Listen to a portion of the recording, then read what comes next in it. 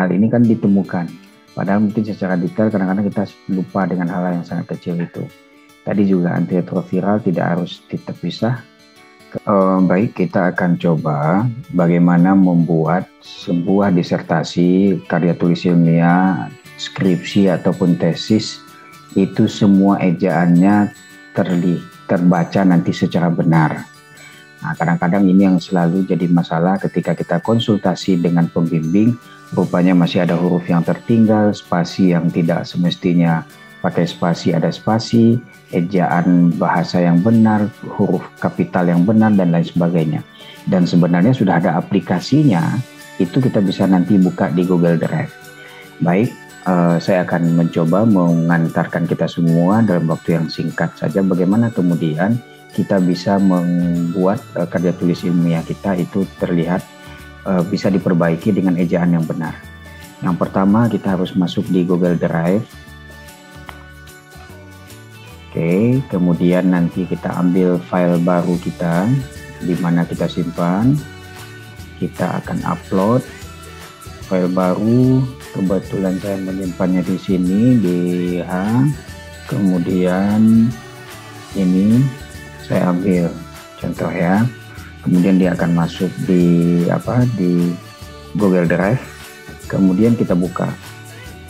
Ya, kita buka Google Drive-nya, sehingga sudah ada dokumen kita di sini.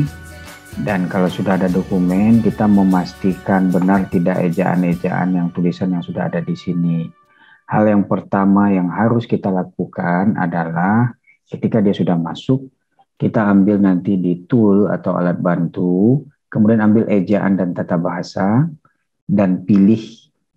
Nah, jadi kalau boleh diulang kembali biar lebih jelas.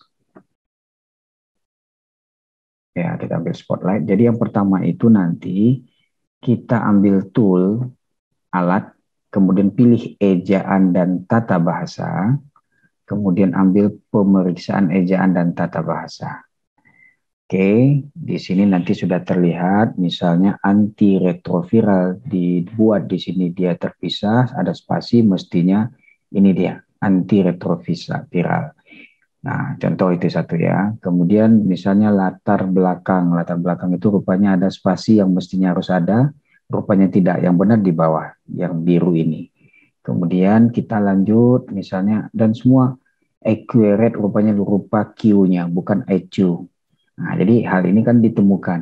Padahal mungkin secara detail kadang-kadang kita lupa dengan hal yang sangat kecil itu. Tadi juga antiretroviral tidak harus terpisah. Kemudian persentase itu tulis presentase, maksudnya persentase.